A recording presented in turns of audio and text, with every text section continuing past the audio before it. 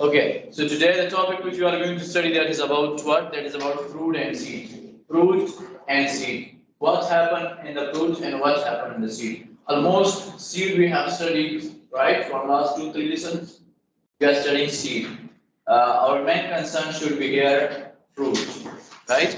The first point at the end of this lesson, you can easily describe seed and fruit, right? You can easily describe their dispersal, how they can be dispersed by animals, right? And with the help of the environment, atmosphere, like air, wind or air we have.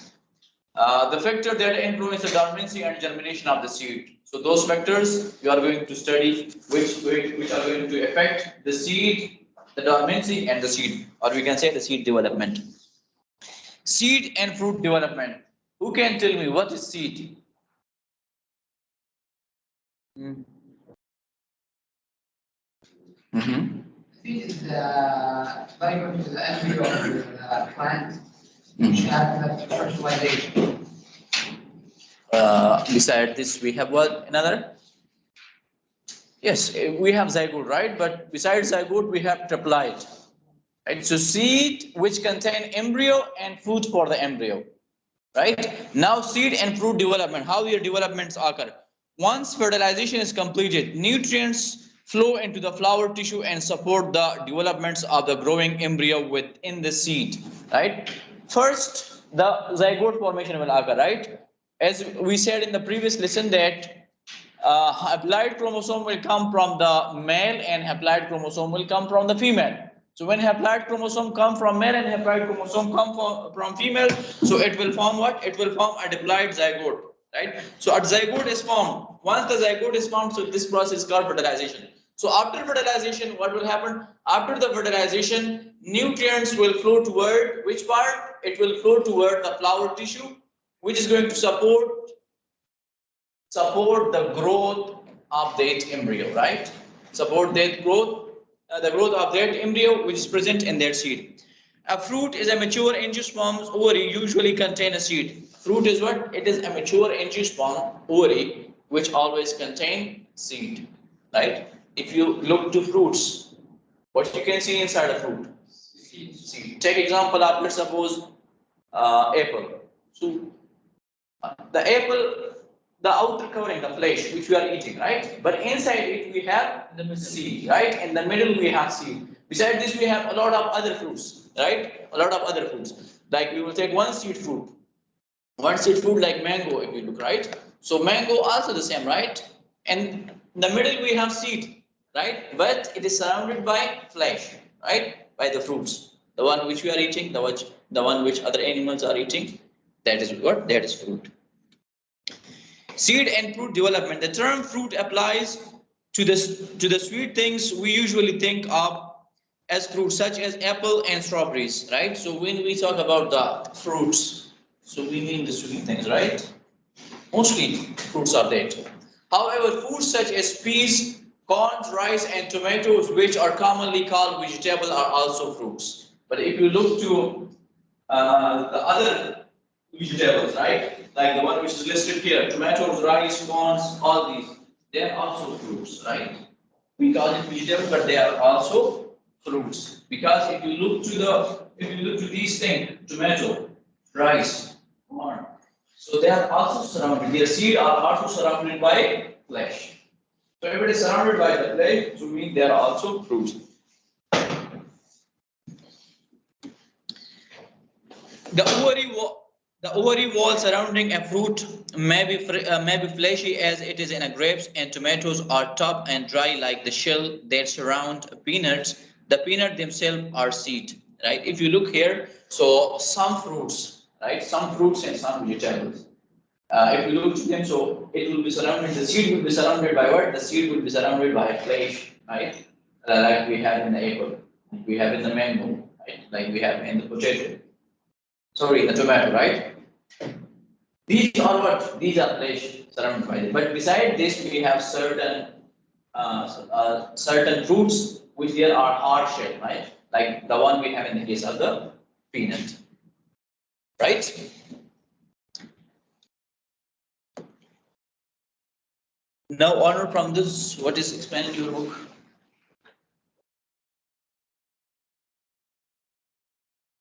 seed dispersal. If you have any type of doubt in this, you can ask me.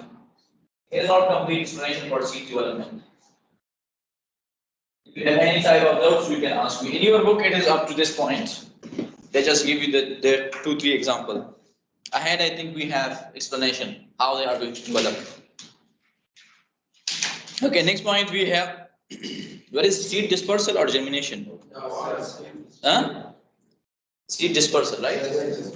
Okay, seed dispersal. What is mean by seed dispersal? Yes.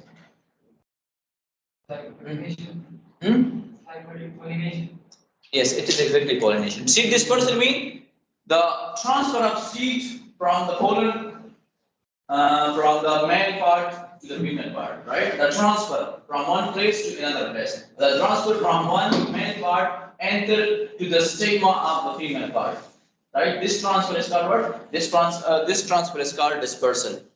Now, the seed engaged in a sweet, fleshy fruits are often eaten by the animals. So there are many reasons, right? Normal, we are studying animal and wind, right? Seed can be dispersed by two methods, right? By two sources, wind and animal, right? So they are further elaborated that if you look to those flowers, right, where there are pollen grains, so it's fine. We know that it can be transferred, it can be dispersed with the help of the animals and with the help of the plant, with the help of the wind, right? But if you look to those substance, to those fruits, right, to those seeds which contain fruit, so then their seed cannot, right? They cannot transfer, they cannot disperse. So how they are going to disperse? So they will be eaten, the fruits, along with the fruits, it will be eaten by the organism, by the animals, right? And when that organism travel a long distance, right? So then they can pour the seed there in pieces, right?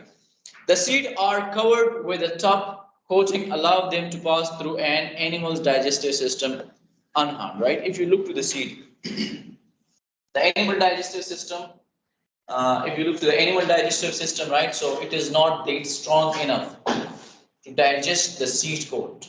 Right? We are saying that seed coat is too much hard. It is tough and hard.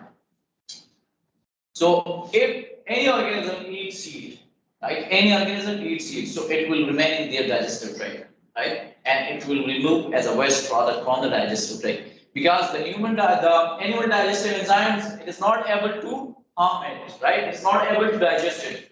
So in the waste product, it will be eliminated from the body, and when it's eliminated the body, it will go to the ground, right? And when it rained on the ground, so water from the ground, soil, mean nutrients, when the favorable environment provide, so then the embryo are going to utilize the food which is present in the seed, right? The food which is present in the seed, and it will start growth. First point that root will appear, and the second point the shoot will appear, right? And till the time of photosynthesis, that there are green leaves.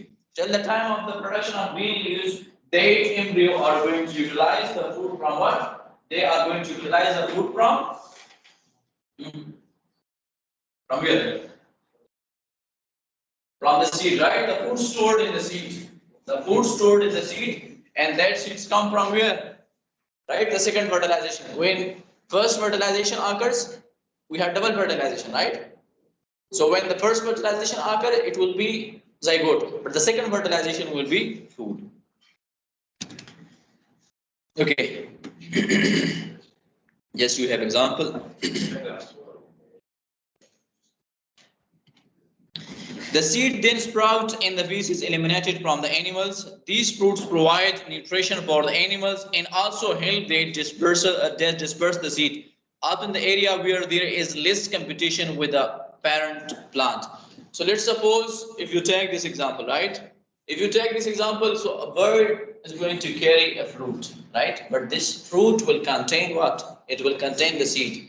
So now this seed is going to, the fruit is going to help the bird to eat it, right? But the bird is also going to help, the bird is also going to help the seed dispersal, right? The plant, that how the plant is going to develop in an area where there is less competition. So let's suppose this bird take the plant. the fruits, right? And it's eat the fruit. So mean not on the same times the digestive tract of this bird is going to eliminate the seed. It will take some time, right? And this bird can travel from this place to any other place, right? So mean from the place from here from where the bird get the fruit, right? So it will fly from here, right? The parental plant is here, while where the bird is going to eliminate it from its body. Maybe it will be far, right? 2 kilometers, 3 kilometers, 50 kilometers. Birds they are traveling for 100 kilometers, even for 100 kilometers, right? So they mean that this plant is going to develop far from their parents, right? So when they are going to develop far from their parents, it means that the place where they are growing, there is less competition for them,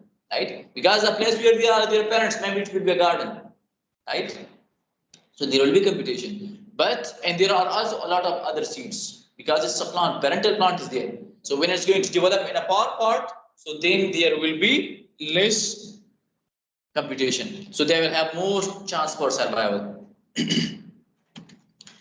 Animal also disperse dry fruits, but not by eating them. Dry fruits have birds or hook that catch the animals for enabling them to be carried many miles from their parental plant. Right? Dry fruits. Right? If you look to the dry fruits, so that can also be carried by the animals, right? Like the birds or by other animals. There are some birds which can even eat dry fruit, right? Which can even eat dry fruit. Certain birds are there. But beside other organisms, when these dry fruits stuck to their body, right? And they are traveling consistently. So from one place to another place, when they are traveling, what will happen? From their body, again, it will drop down, and when it drop down, so mean then again the same process will start that they are going to develop in that area. If you have any question in this, you can ask me.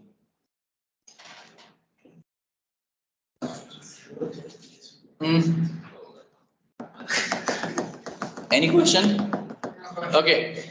Next we have dispersal by wind in water. If you look to the gymnosperm, right, the higher vascular plants. So in higher vascular plants, dispersal can occur by water, but pollination will not occur by water. Right? Pollination will not occur by water. Now here, both we can differentiate completely, right? Precisely. Precisely, we can differentiate it. It is not in the case of the flowering plant or in the case of higher vascular plant. It is not dependent, the fertilization is not dependent on the water, or pollination is not dependent on the water. Seed dispersal by wind or water are typically contained in light wearing fruits that allow them to be carried in the air or in. If you look here,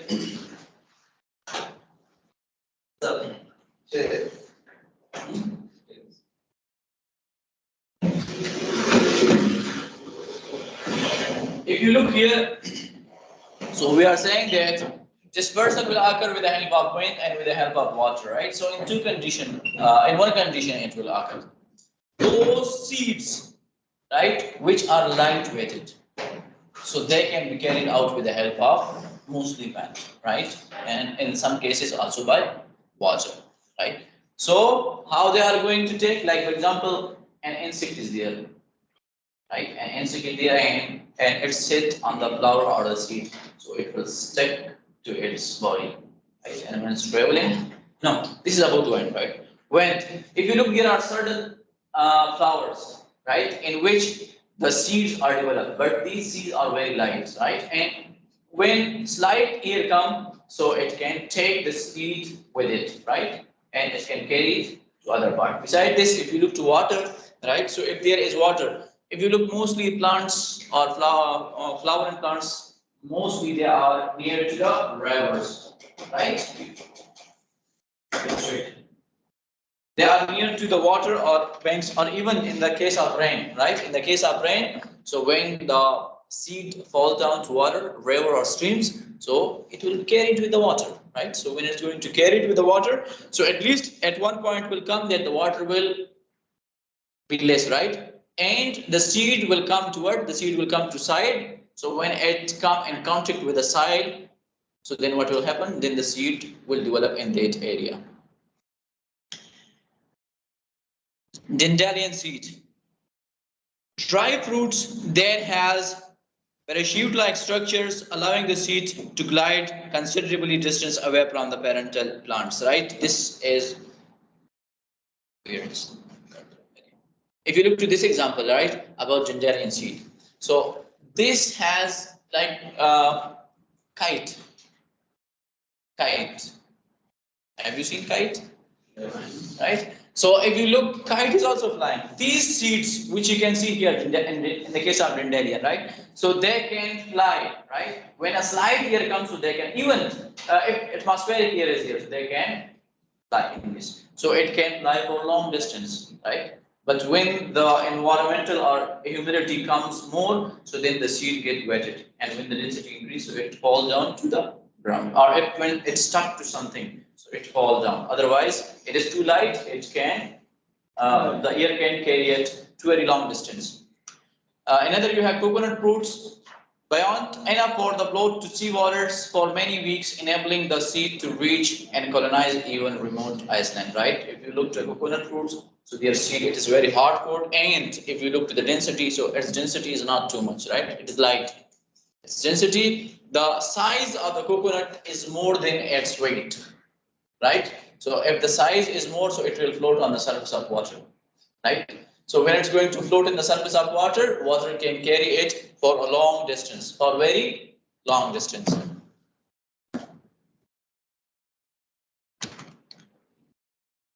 Dormancy and germination. A period during which the embryo is alive but not growing, right? So mostly it will be what period? Which period? The period when the seed detaches from the plant body, right? Or even when it's get mature in the plant body and is present in the plant body from that time when it get mature in the plant body till that time when it reach to the ground and get favorable condition, right? Soil, water and nutrients, then it will develop. So the time which is from maturation till that development process, right? If it is 1 day, if it is 1 week, if it is 1 month, if it is 1 year, if it is 2 years, right? So that period, that period is called dormancy period, right? That period is called dormancy period. It can vary from seed to seed, right? And depends on what? Depends on weather and depends on contact, depends on the favorable condition. When seed gets favorable condition. In this dormancy period, some seed will stay forever, right? But some seed can die, right? There are certain seed which has a very hard core. So those seed which has very hard core, they can stay for long, even up to years, 2-3 years, right? So those which do not have too much hard seed, so they can be, it can be damaged even, right? But those which have most of the seeds we have hard, so it can stay. Germination. The resumption of the growth of the plant embryo. So germination will be followed by the dormancy. When the dormancy period ends, germination will start. Mean that when the embryo, the seed gets favorable environment, like it get nutrients, soil and water. So then it will start germination. It will start growth, right? And that growth is called what? That growth is called germination. Here you can see how seed are going to germinate. Before germination, seed absorb water, which cause food storing tissues to swell and crack open the seed coat, right? So you can see here, right? If you look to seed, right, when it's down to ground, so in the ground, what will happen? In the ground, there are water, right? So it will absorb water from the ground and it will swell. So when it swells, the seed coat will become softened, right? So when it becomes softened, what will happen? Then it has already it already have food. So that primary food will be utilized and it will convert into what? It will develop roots, right, first, and then it will develop shoots. And on from this, it will develop into an entire plant, right? So when it convert into roots and shoots, so mean germination occur, right? Because it's get favorable condition. Question here that the hard coat will be made softened by what? The hard coat of the seed will be made softened by the water, right? Because if you look to the soil contains water. When soil and water comes in contact with the seed coat, it will become softer. The last point we have the rule of cotyledon. Some plants we have monocot and some we have dicot. Cotyledons are a flowering plant's first leaves. They store nutrients and then transfer them to growing embryo as the seed germinate, right? So in the cotyledon we have studied it, right? That cotyledons are the two flaps-like leaves which is present in the seed. The function is that it will develop into the first leaf, right? And besides this, cotyledons are going to help with what? Cotyledons are going to help in the food. Mean cotyledon will provide food for the embryo. Monocot have a single cotyledon which usually remains underground while it passes nutrient to the young plants. The growing monocot shoot emerge from the soil protected by the sheet. So if you have any, that's I think enough. If you have any questions, you can ask me.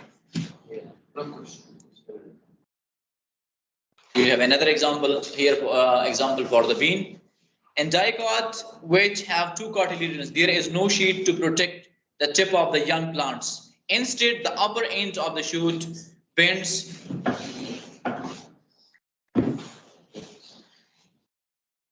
Another shoot bends to form a hook that force it very through the soil. Right. This protects the delicate tip of the plants, which straighten as it emerges into the sunlight.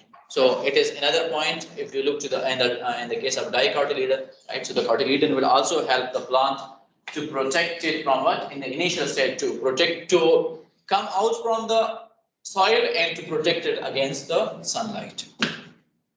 If you have any doubt, any question, you can ask me. If not, so you can take your